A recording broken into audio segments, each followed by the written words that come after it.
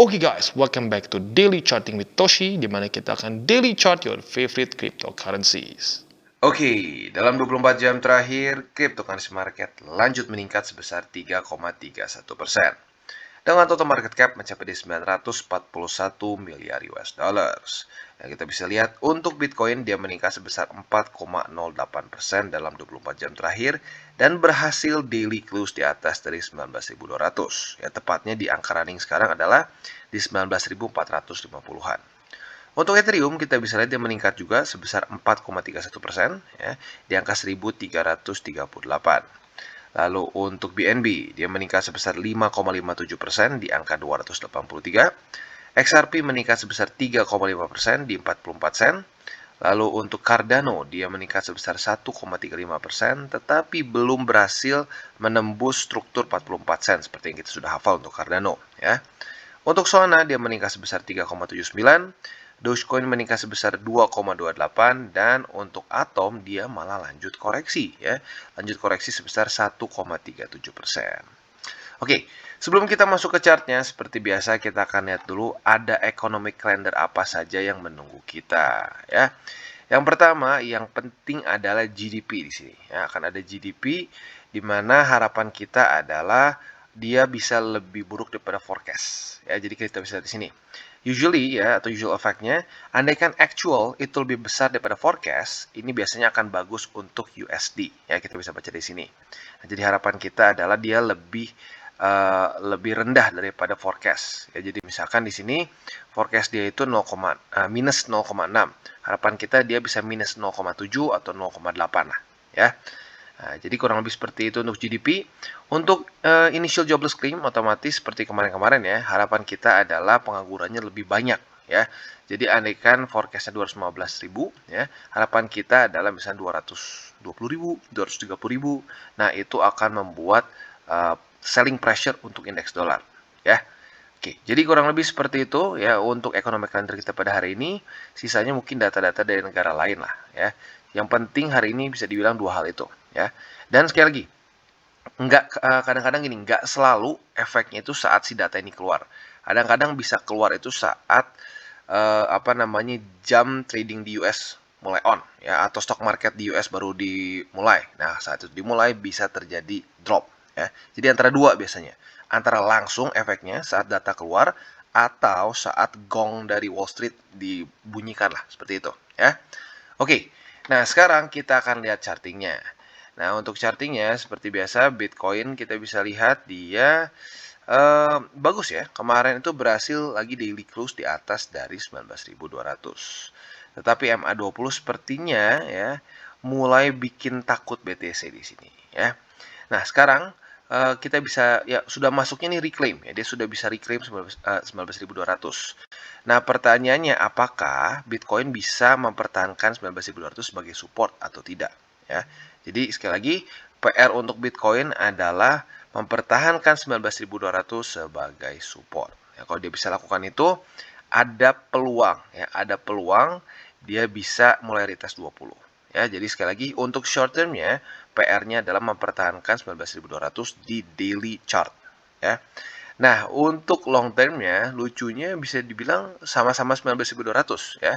Tapi perbedaannya adalah weekly close ya. Weekly close di MA 200 di atas dari 19.200-an ya. Nah, jadi kita tahu masih ada berapa hari ini? 3 hari lebih 21 jam lagi.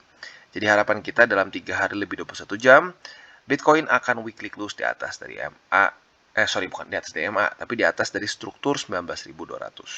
Oke. Nah, selain dari itu, concern kita selanjutnya adalah MA20. Ya, MA20 di weekly ini otomatis akan juga sepertinya menjadi resisten. Ya. Dan kalau buat lo yang sudah ngikutin dari dulu, ya, MA20 ini otomatis juga akan berdekatan dengan bull support band. Nah, sekali lagi, bull support band ini adalah satu indikator apakah kita sedang dalam bull market atau bear market. Jadi kalau lo tanya, apakah sekarang kita dalam bull market atau bear market? Jelas, kita dalam bear market. Karena kita masih di bawah dari bull support band. Ya. Jadi PR besar untuk Bitcoin kalau sudah bisa menaklukkan 19.200 ya, dan menjadikan ini kembali lagi sebagai support. Nah, PR selanjutnya adalah bull support band yang sudah sangat dekat. Ya. Oke. Jadi kurang lebih seperti itu untuk Bitcoin ya. Overall masih cenderung bearish jujurnya. Ya lu bisa lihat sendiri lah dari tanggal 15 Agustus sampai sekarang masih membuat suatu low ya, lalu lower high dan ya sedikit lower low. Ya, jadi lagi-lagi secara garis besarnya masih bearish, tetapi ya mulai ada sedikit momentum ya. Tinggal kita lihat nih apakah dia bisa mempertahankan momentumnya atau tidak ya. Nah, untuk indeks dolar kita bisa lihat mulai terjadi pelemahan ya. Kemarin itu kita bisa lihat dia drop sekitar 1,29% ya. Posisi tertinggi kemarin itu di 114,77 dan dia close-nya di 112,71. Ya, ini berarti sesuai dengan dugaan kita sih sebenarnya kemarin-kemarin ya. Gue udah bilang harusnya ini di XY koreksi ya, karena kita bisa sendiri keluar dari Bollinger Band ya, keluar dari upper band alias dia overbought ya. RSI juga udah di atas dari 70 basically sejak tanggal 23. Ya, jadi normal kalau dia koreksi. Nah, tapi seperti pembahasan kemarin juga, koreksinya apakah akan keterusan atau tidak? Harapan kita sih keterusan ya. Tapi ada probability besar dia malah akan menjadikan 111 sebagai support dan lanjut lagi ke atas. Kalau itu terjadi, tentunya markets ya atau lebih tepatnya risk on assets nggak akan happy ya. Kemungkinan besar mereka akan tambah merah ya. Oke. Nah, selain dari itu kita akan lihat untuk Nasdaq, S&P dan Dow Jones pun mulai terjadi rally lah, yang mulai terjadi relief rally. Nah, tinggal sama pertanyaannya, apakah indeks dolar akan mantul di 111 atau tidak? Kalau dia mantul dan lanjut lagi membuat higher high ya. Kalau kita di sini kan ya koreksi nih. Kalau dia membuat higher high lagi, ya sudah, mau tidak mau kita terima nasib, markets akan tambah kebakaran. Oke, jadi kurang lebih seperti itu untuk makronya ya, kita sudah bahas semuanya. Sekali lagi data pentingnya nanti akan keluar pada malam ini ya. Tepatnya yang satu ini pada setengah 8, yang kedua sama-sama setengah 8 ya, initial jobless claim dan GDP akan keluar di jam yang samaan. Sekali lagi, ada dua kemungkinan. Bisa langsung terjadi volatilitas saat datanya keluar atau bisa juga saat market US buka ya. Jadi kurang lebih seperti itu ya. Dan sebelum kita lanjut ke buy limit, gue ingin ingatkan sekali lagi bahwa DCWT ini bukanlah financial advice ya. Itu yang pertama dan paling penting. Dan yang kedua, tujuan dari DCWT ini adalah untuk edukasi, membiasakan para subscriber gue untuk lebih mengerti charting. Bagaimana cara untuk mendukung TCI? Ada berbagai macam cara ya. Lo bisa like, bisa subscribe, bisa juga menggunakan link referensi di bawah ya. Oke, sebelum kita lanjut, kita akan dengar dulu pesan-pesan dari sponsor kita pada hari ini.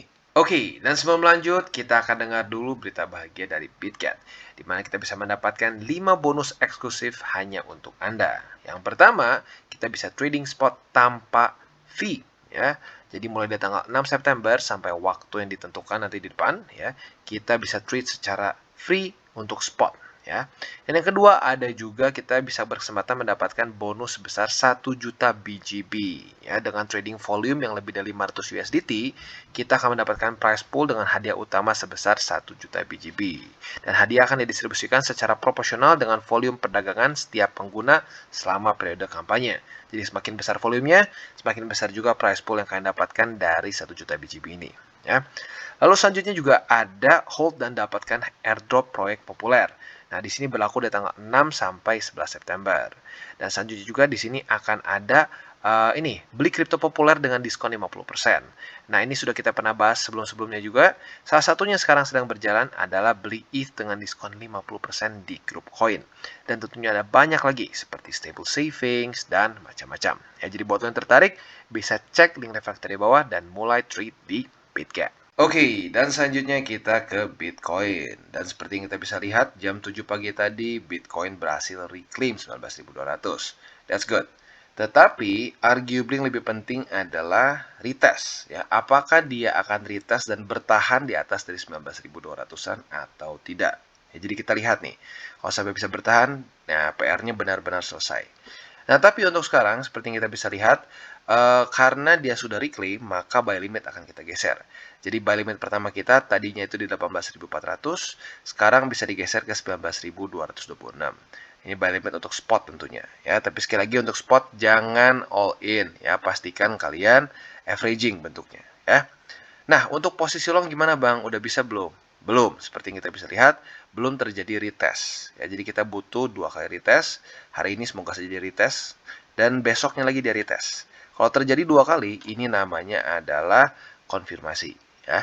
Nah, kalau sudah terjadi konfirmasi, kalian bisa pertimbangkan buka posisi long di 19.226 dengan target TP antara MA20 atau 20.800. Tentunya MA20 adalah take profit yang lebih konservatif, kan lebih dekat, ya.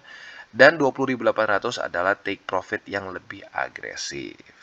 Nah, tapi di waktu bersamaan sebenarnya 20.800 ini juga bisa kita ganti dengan MA50 yang sekarang sudah sedikit cross di bawah ya. Jadi kalau ini kan 20.800, lu juga bisa pertimbangkan TP-nya di 20.700 ya. Nah, untuk nge-shortnya gimana? Untuk nge-shortnya basically kita gunakan target TP long kita ya.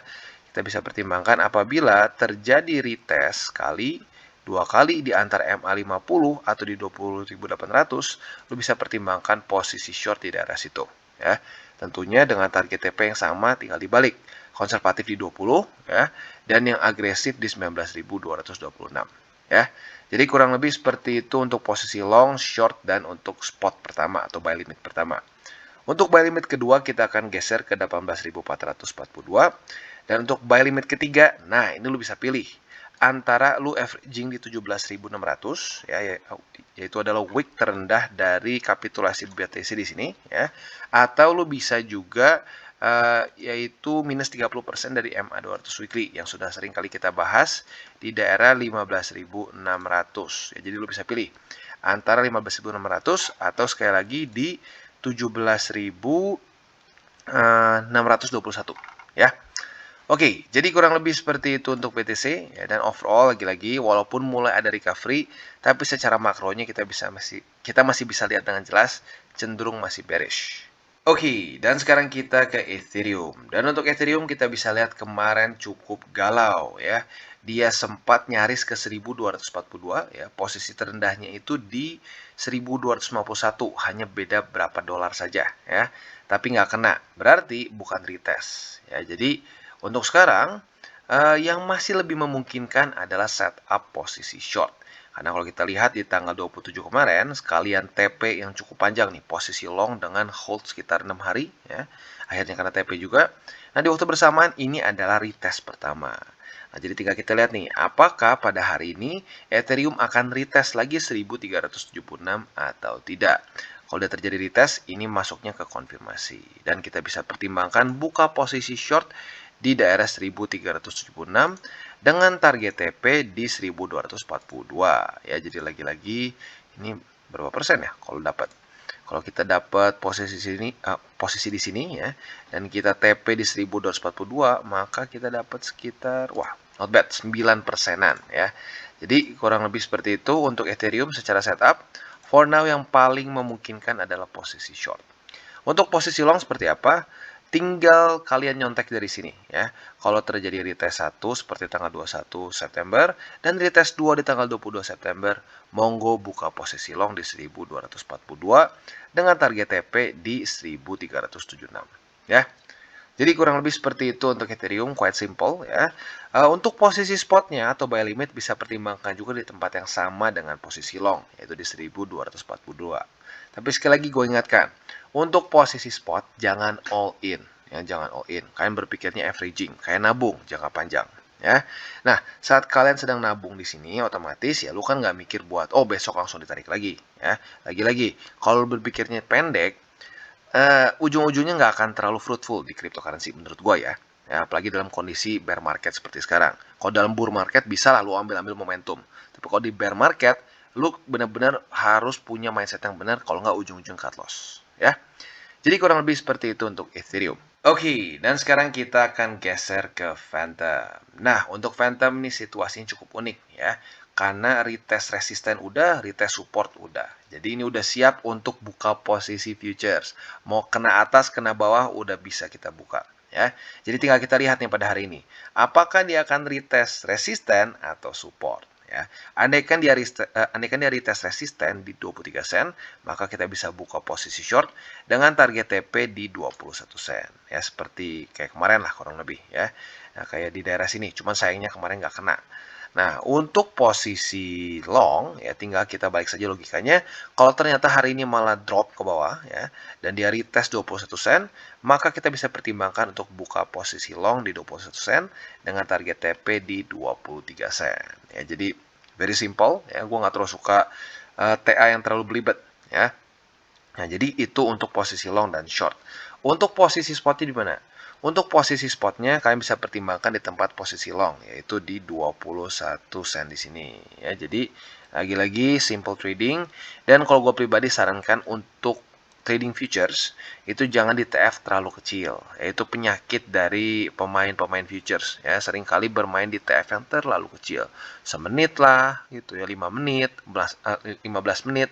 Menurut gue kurang apa ya, sering kali terjadi false signal. Jadi kalau gue pribadi antara daily atau 4 hourly aja, karena ya, udah terbukti sebenarnya bisa kok profit, ya. Dan strukturnya lebih jelas kalau lu di TF yang lebih gede menurut gue, ya. Jadi kurang lebih seperti itu, ya. Dan sebelum kita lanjut juga gue ingatkan ya, untuk posisi spot please untuk di luar dari BTC ETH ingat aturan 70-30. Ya kalau gue pribadi seperti itu. Kalau lu mau ubah sedikit persentasenya boleh lah, ya. Tapi intinya kalau gue selalu bikin 70% itu isinya di BTC Ethereum.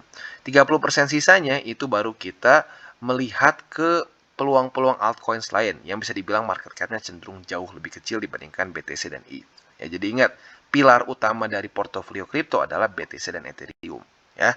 Nah, sisanya baru kita masukkan altcoins lain yang menurut kita berpotensi. Oke.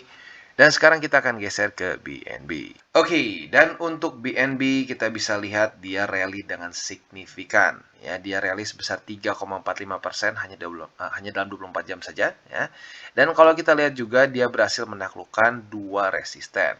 Yang pertama struktur di 276,1 dan yang kedua adalah MA20 yang which is dua resisten ini cukup menyebalkan, ya. Kita sudah coba retest sejak tanggal 22, bahkan tanggal 21 sudah retest banyak 1, 2, 3, 4, 5, 6, 7. Akhirnya di candle ke-8 berhasil tembus juga, ya. Nah, di sini otomatis sudah terjadi retest resistance di sini sekali. Nah, jadi sebenarnya untuk sekalian yang tertarik buka posisi short sekarang sebenarnya bisa di 282,7 atau lo bisa buka posisi short dengan harga market sekarang, ya. Lagi-lagi target TP-nya bisa pilih dua, ya, antara MA20 atau 276,1, yaitu untuk posisi short. Jadi sekali lagi, buat kalian tertarik untuk buka posisi futures di BNB, bisa pertimbangkan posisi short di harga market sekarang basically, ya. Target TP, gue ulangi, MA20 di 277,5 atau di 276,1, yaitu struktur resisten. Struktur support di sini, ya. Jadi kurang lebih seperti itu untuk BNB, itu untuk long dan shortnya. Untuk spotnya bisa kalian pertimbangkan juga di 276,1. Dan kalau ngomongin struktur BNB dalam beberapa hari terakhir ini cenderung flat sebenarnya, ya. Dan cenderung ketahan terus oleh 276,1. Makanya saat daily close tadi pagi di atas signifikan dari 276,1, ini adalah pertanda yang cukup baik untuk BNB. Ya, tinggal kita lihat apakah dia akan ke reject oleh 282,7 atau tidak, ya, dan apakah target TP kita akan kena atau tidak. Oke, dan sekarang kita akan ke Matic. Nah, untuk Matic kita bisa lihat dia sudah terjadi retest pertama di 72 sen. Ya, jadi buat kalian tertarik untuk buka posisi long di Matic sudah bisa nih, tapi bukan di sini bukannya ya, pending order. Pending order di 72 sen. Kalau artinya terjadi retest kedua atau konfirmasi, ya. Nah, kalau terjadi konfirmasi di sini, otomatis kita bisa take profit di 76 sen atau kalau mau dibikin bulat lebih tepatnya di 77 sen. Ya, jadi kurang lebih movement seperti ini. Hari ini retest ke sini, dijemput posisi long kita dan dia naik ke atas. Nah, posisi yang paling ideal buat kita adalah seperti apa? Di sini retest, naik ke atas, lalu ada reject 1, reject 2. Nah, ini asik. Bawah kena, atas kena, ya. Nah, tapi lagi-lagi ya kita harus lihat ya, jangan main asal buka posisi short saat terjadi retest pertama, ya. Jadi untuk longnya di situ, untuk posisi shortnya seperti tadi pembahasan ya atau visualisasi tadi ya. Andai kan udah kena nih long kita, kena TP. Nah, ini retest 1. Terjadi retest 2, buka lagi posisi short di sini dengan target TP di 72 sen. Ya, jadi lagi-lagi very simple, nggak belibet, Ya. Untuk posisi spotnya bisa pertimbangkan di 72 sen di sini. Tapi pertimbangkan sekali lagi dengan aturan 70-30 dan juga jangan terlalu besar lah intinya ya secara alokasi spotnya. Dan bentuknya jangan all in, tapi averaging. Ya. Oke, jadi kurang lebih seperti itu untuk DCWT kita pada hari ini. Sebelum kita tutup, gue ingin ingatkan sekali lagi. Please jangan over leverage. Kesannya mendingan lu masukin konsisten ratusan ribu per minggu atau per bulan dibandingin wah masukin puluhan juta. Tapi itu duit panas ya. Buat cicilan rumah, buat cicilan mobil, ujung-ujungnya ya lebih dari 90% cut loss. Ya karena lu dalam kondisi bear market sekarang. Kalau di bull market masih ada probability lu kebawa lah sama momentum ke atas. Tapi kalau dalam keadaan bear market sulit dan bisa cenderung lama. Ya, jadi maka dari itu please pakai uang dingin. Ya, dan selain itu juga punya mindset yang tepat itu akan bisa menyelamatkan orang yang punya SOP sama percis. Misalnya gini, si A dan si B. Si A punya mindset yang tepat. Dia tahu bahwa bear market itu nggak sebentar, ya nggak seminggu 2 minggu, bahkan bisa sampai tahunan, 2 tahun pun bisa. Gitu. Pada faktanya pernah terjadi bear market 2 tahun. Nah, orang yang punya mindset yang tepat dan tahu memang bisa selama itu, ya dia nggak akan cut loss. Dan dia pakai uang dingin. Sementara si B ini dia berpikir ngelihat di kripto Twitter, lihat pokoknya kripto akan 2023 akan di angka yang nggak make sense gitu, berapa ratus ribu. Ya ujung-ujungnya ekspektasi dia salah. Karena ekspektasi dia salah, dan waktu udah kena deadline-nya dia pikir ini udah mati nih, udah gagal, cut loss. Dan itu terjadi dari siklus ke siklus ya. Jadi sekali lagi punya mindset yang tepat, walaupun lu pembeliannya sama dengan orang lain, tapi kalau punya mindset yang tepat, lu bisa actually profit. Sementara orang yang beli di tempat yang sama, mungkin dengan uang yang lebih besar, malah jadi boncos, ya. Jadi ingat sekali lagi, kita harus punya mindset yang tepat untuk cryptocurrency, yaitu adalah long term. Oke guys, jadi itu adalah akhir dari segmen DCWT kita pada hari ini. Dan jangan lupa bagi kalian yang merasakan manfaat dari segmen ini, jangan lupa untuk share ke teman-teman kalian. Dan apabila lu pengen mensupport channel kita, ya TCI, jangan lupa untuk menggunakan link referral kita di bawah. Nggak wajib, ya, tetapi apabila lu menggunakan link referral kita di bawah, ada macam-macam ya, dari Bybit, Huobi, Maxi, toko kripto, dan banyak lagi. Ya, walaupun nggak wajib, tapi kalau menggunakan link referral kita, lu secara langsung membantu perkembangan dari TCI. Dan satu lagi, jangan lupa juga untuk join Telegram group kita, di mana kita bisa ngobrol-ngobrol santai mengenai dunia cryptocurrency secara 2 arah. So, jangan lupa untuk like, subscribe, click the bell icon, and see you on the next video.